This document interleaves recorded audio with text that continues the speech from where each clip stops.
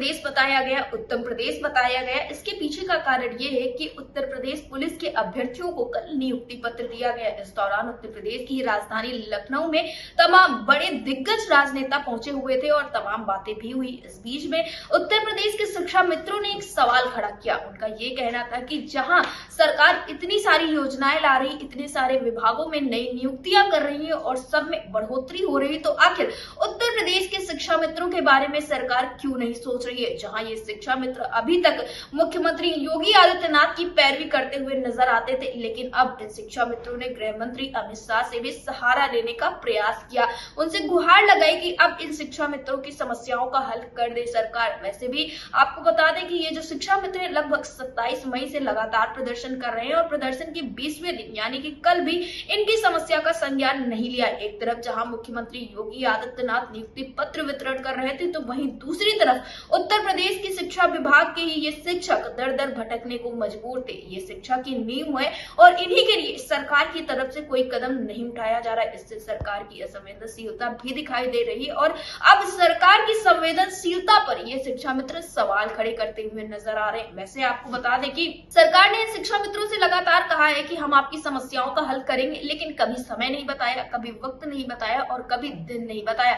बस एक लंबे अरसे से इन्हें यही सुनने को मिलता है कि हम आपकी समस्याओं का हल करेंगे, बहुत जल्दी आपकी समस्याओं का हल होगा, इस चुनाव में होगा, इस त्योहार के बाद होगा। इस तरह की तमाम बातें सामने आई, लेकिन आज तक इनकी समस्याओं का हल नहीं हुआ है। नाराजगी बेहद है इन शिक्षा मित्रों में। और एक तरफ जहां टेट सीटेट पास शिक्षा मित्र राजधानी लखनऊ के इको गार्डन में धरना प्रदर्शन कर रहे हैं, तो वहीं दूसरी तरफ कुछ शिक्षा मित्र शासन प्रशासन की पैरवी में अब भी लगातार लगे हुए। लेकिन यहाँ पर सबसे बड़ा सवाल ये खड़ा होता है, कल जहां उत्तर प्रदेश को नया उत्तर प्रदेश बताया गया, भारत का उत्तम प्रदेश बताया गया, तो क्या इस उत्तम प्रदेश में, इस नए उत्तर प्रदेश में जो शिक्षा को बढ़ावा देते हैं उनके लिए सरकार कोई कदम नहीं उठाएगी? क्योंकि लगभग 20 दिनों से ये यहाँ पर धरना प्रदर्शन कर रहे हैं और अभी तक शासन प्रशासन का एक भी नुमाइंदा इनसे मिलने के लिए नहीं पहुंचा है। ना तो इन्हें अभी तक आश्वासन दिया गया है, ना ही इनकी किसी समस्या का हल किया गया है, ना ही इनके लिए कार्यवृत्ति जारी की गई है। तो इस तरह के तमाम सवाल खड़े होते हैं और अब शिक्षा मित्रों का जो मनोबल वो टूटता हुआ नजर आ रहा है। लेकिन इनका यही कहना है कि जब तक जीवित है तब तक अपनी लड़ाई को हम ऐसे ही लड़ते रहेंगे।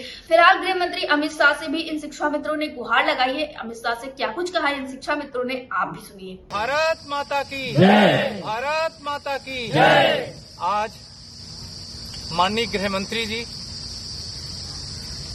आप लखनऊ में पुलिस प्रशासन के जो भी हमारे नए कैंडिडेट चयनित हुए हैं, उनको आप नियुक्ति पत्र वितरण कर रहे हैं।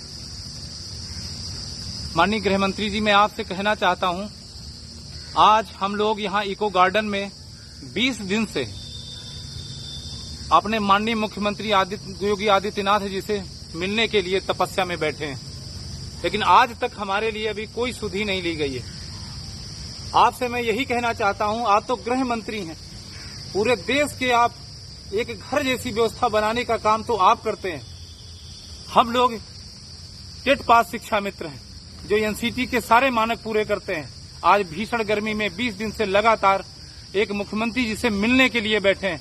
हमारी मांग यही है कि हम लोगों को उत्तराखंड जैसी, आप ही की सरकार ने तो किया है, उत्तराखंड के जैसी व्यवस्था हमारे यहाँ पर भी लागू कर दीजिए।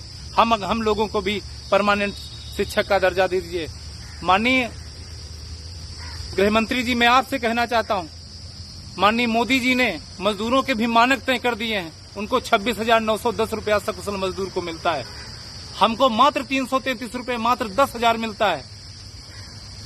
आखिर हम भी आपके बच्चे हैं, हमारे लिए आप कुछ तो करिए, हमारे लिए रोटी की व्यवस्था कीजिए। गृह मंत्री जी, हमारे लिए रोटी की व्यवस्था कीजिए, हमारे लिए स्थायी नौकरी की व्यवस्था कीजिए।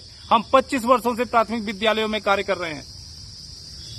गृह मंत्री जी, सुनो पुकार, सुनो पुकार, सुनो पुकार। गृह मंत्री जी, सुनो पुकार, सुनो पुकार, सुनो पुकार। गृह मंत्री जी, सुनो पुकार, सुनो पुकार, सुनो पुकार। अब रोटी दे दे सरकार, सुनो पुकार, सुनो पुकार। रोटी दो, रोटी दो, रोटी दो, रोटी दो, रोटी दो, रोटी दो, रोटी दो, रोटी दो। मैं कहना चाहता हूं, माननीय गृह मंत्री जी, आप आज नियुक्ति पत्र वितरण कर रहे हैं। आप जिनको वितरित कर रहे हैं उनके घरों में खुशियां लाने का काम कर रहे हैं। हम लोग तो आपके विद्यालय में 25 साल से काम कर रहे हैं। आखिर हमें पारिश्रमिक आप हमारा कब दोगे? माननीय प्रधानमंत्री जी, माननीय गृह मंत्री जी, माननीय मुख्यमंत्री जी, हम सब आपके बच्चे हैं। आपसे हम गुहार कर रहे हैं कि हमें हमारी स्थायीकरण रूपी रोटी दे दीजिए, ताकि हम लोग भी अपने बच्चों के साथ अपना जो हमारा शेष जीवन बचा है वो हम गुजार सके।